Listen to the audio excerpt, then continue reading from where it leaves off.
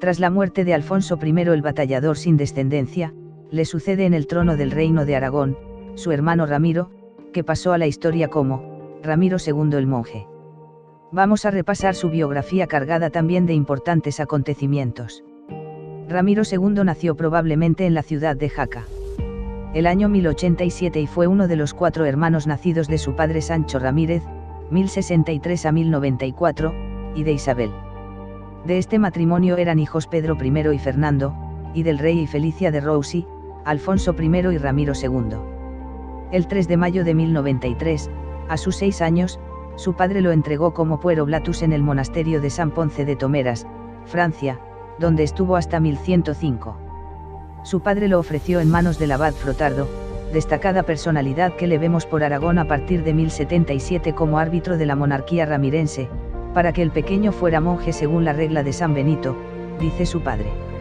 Allí fue educado Sacris Litteris Studiis, dice Ramiro. En 1110 será abad de Sahagún, pero ante la separación matrimonial de su hermano Alfonso I, 1104 a 1134, y Urraca de Castilla, abandonó Sahagún pasando como obispo de Burgos, 1116, y Pamplona, 1122, siendo destituido por Pedro de la Rosa, y finalmente obispo de Roda. Un total fracaso su carrera eclesiástica. Ramiro, dirá, no por ambición sino por el deseo de atender a las almas tomé la dignidad real como sucesor de mi hermano. No consta que Ramiro fuera ordenado sacerdote o consagrado obispo. En este tiempo la simonía, o compraventa de bienes y cargos eclesiásticos, no había sido desterrada después de la reforma gregoriana. Hasta bien entrado el medievo el monje fue un laico, distinguiéndose del monje presbítero o sacerdote. En las abadías era el abad el único consagrado como sacerdote, los demás no lo eran. Si un presbítero sacerdote consagrado entraba en el cenobio su personalidad era de monachus presbítero capellanus. Tampoco consta la consagración episcopal. El cronista de Sahagún le tilda de falso y mal monje, su cojera y torpeza para montar a caballo, le llamaron rey cogulla, frases todas ellas insultantes. Desde 1130 vivió vida monástica en el priorato de San Pedro el Viejo de Huesca. Pero su trayectoria monacal cambió con la derrota de Fraga, 1134.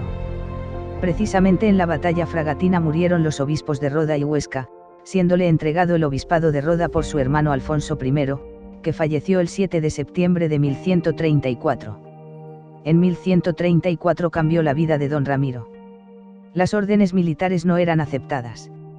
Hallar un obispo para Aragón y Pamplona únicamente podía ser el hermano de don Alfonso como legítimo heredero.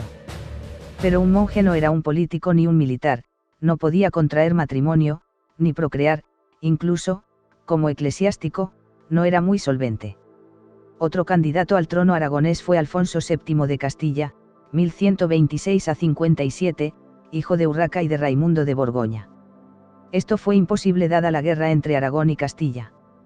Otros 2 candidatos fueron García Ramírez, que podía ser rey de Pamplona, y Pedro Teresa, hijo de Sancho Ramírez, conde de Ribagorza, hijo natural de Ramiro I 1036 a 63. Los navarros eligieron a García Ramírez, señor de Monzón, separando el reino pamplonés del aragonés unidos desde 1076. Los aragoneses se inclinaron por Ramiro, pero el ser monje no era obstáculo. Para Ramiro lo primero era Aragón antes que la Iglesia, sería rey, dice, por la gracia de Dios. Al día siguiente de la muerte de su hermano Alfonso asistió a sus funerales, y seguidamente inició un largo recorrido por todo Aragón dándose a conocer. Aragón, Sobrarbe, Ribagorza y Zaragoza le apoyaron, excepto Monzón, que era señorío de García Ramírez. Nobles, obispos, abades y el pueblo aragonés reunidos en Jaca, le eligieron rey, como expresa el escudo jacetano, qui primi me elegistis in regnum Aragonum. De entre los nobles que le eligieron, además de Arnal Mir de Tost, de Pallars, fueron los de Perarrúa, Miguel de Rada, Pedro de Guzpert de San Esteban del Moul y Cornudella, Ramón Pérez de Monesma, Pedro Ramón de Capella, Pedro Mir de la Guarres, Arnal Mir de las Cuarre, los de Fraga, Ricla, Castro, Luzás, Fantova. Desde el 7 de septiembre hasta el 5 de octubre de 1134 don Ramiro consiguió que todo Aragón y varios pueblos de Navarra le aclamaran, excepto Monzón y algunos pueblos del Cinca que estaban bajo señorío de García Ramírez. Coronado en Jaca, pronto pactó con los moros el 28 de septiembre de 1134. Traicionado por Alfonso VII de Castilla, que ocupaba el reino de Zaragoza, incluso el rey de Pamplona se declaró vasallo del monarca castellano a cambio del señorío de Zaragoza. Esto fue muy duro para don Ramiro. Nace un fuerte sector de nobles que se hacen partidarios de García Ramírez, con el deseo de entregar el trono aragonés a otro candidato. Pero 7 de estos nobles aragoneses darán origen a la llamada Campana de Huesca.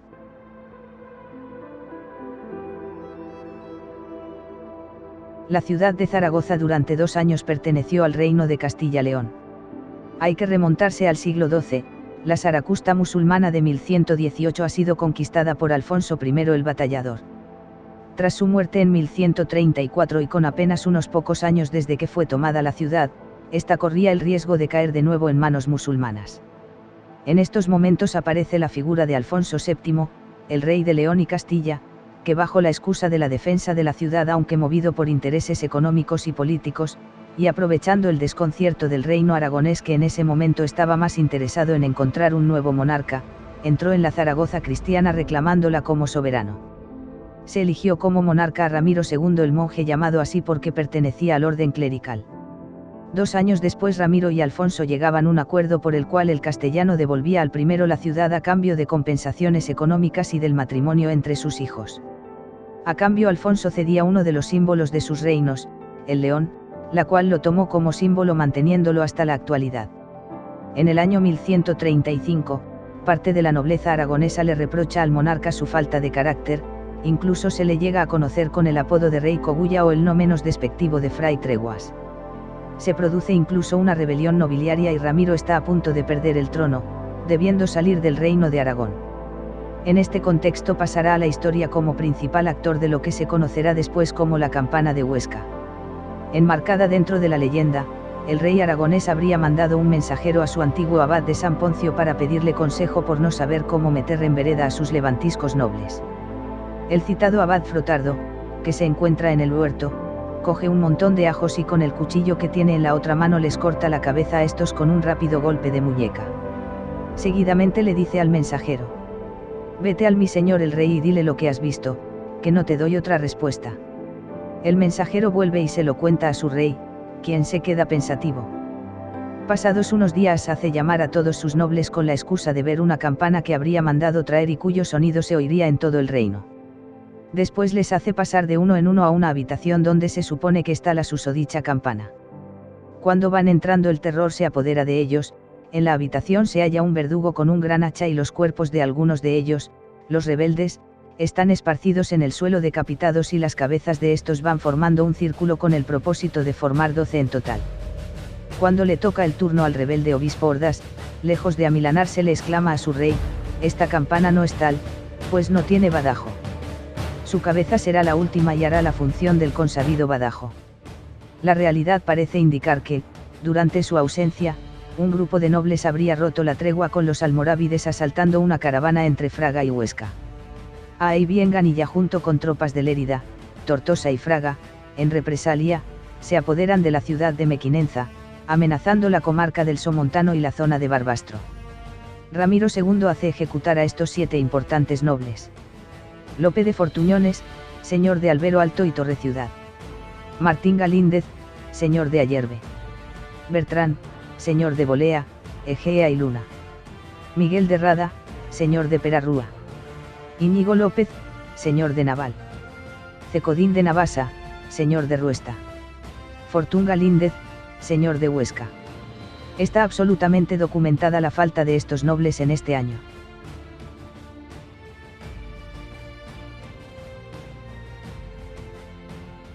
Aparece la crisis económica que ya se vislumbraba en los últimos tiempos de Alfonso. Para paliarla, Ramiro se ve obligado a recurrir al tesoro de las iglesias y monasterios. El 13 de noviembre devalúa la moneda jaquesa, desatándose la ira popular contra los judíos. La presión de la nobleza que quiere un heredero para el reino aragonés hace que case con Inés de Poitiers, viuda francesa de 30 años y que ya ha tenido 3 hijos. La fertilidad de la francesa queda fuera de toda duda, pues en el espacio de 6 semanas ya se encuentra embarazada. La tranquilidad llega a los nobles y súbditos del reino de Aragón. La presión del Papa Inocencio II se acentúa y presiona a todos los reyes cristianos peninsulares para que se cumpla el testamento del batallador. En el año 1136, la nobleza descontenta fomenta la rebelión. Doña Talesa, viuda de Gastón de Bearn, da instrucciones a Arnaldo de Lascun, tenente de la villa de un castillo, para que se subleve en su nombre. La rebelión es ahogada en sangre. El 11 de agosto nace su hija Petronila. El rey, que esperaba ansiosamente un varón, empieza una frenética búsqueda de un candidato matrimonial con el que asegurar su reino. Ramiro II, desgastado políticamente, estima cumplida su misión y decide recogerse nuevamente en su vida monacal. Pero antes debe dejar su reino en buenas manos. Designa al arzobispo Olegario de Tarragona como mediador ante la Santa Sede en el conflicto abierto por el testamento de su hermano. A finales de año, el rey y su esposa se separan. Inés se retira al monasterio de Santa María de Fontebrault, donde acabará su existencia. En 1137, su suegro Guillermo, duque de Aquitania, le transmite una petición de Alfonso VII para que la mano de Petronila le sea entregada para su hijo Sancho, nacido en 1133. El rey aragonés va dando largas al castellano leonés. Problema que se resuelve momentáneamente con la muerte de Guillermo en abril. El rey de Aragón mueve ficha. El elegido es el conde de Barcelona Ramón Berenguer IV. Los esponsales se celebran en Barbastro el 11 de agosto. Su hija tiene 1 año y el conde alrededor de 24. Ramiro II entrega la totalidad de su reino al conde, a excepción de la obediencia que el reino le debe a él y su hija. Las condiciones son las siguientes. El reino pasará a manos de Ramón Berenguer a la muerte de Ramiro, incluso en el supuesto de que su hija también fallezca sin herederos. Si de la unión nace algún vástago, este heredará el reino de Aragón y el condado de Barcelona. Hace prometer a Ramón Berenguer que recuperará el reino de Zaragoza, Tudela y otras plazas navarras. El 27 de agosto, Ramiro II firma un documento en el castillo de Ayerbe mediante el cual reitera su firme decisión de no tomar ninguna decisión política y dejarlo todo en manos de su yerno. Tras esto, se retira al monasterio de San Pedro el Viejo, en Huesca. En el año 1150, en agosto se celebra la boda en Lérida, al cumplir la princesa Petronila con la edad reglamentaria para tal acto, 14 años. En 1157, Ramiro II muere en Huesca. Es enterrado en el Panteón Real de la iglesia de San Pedro el Viejo.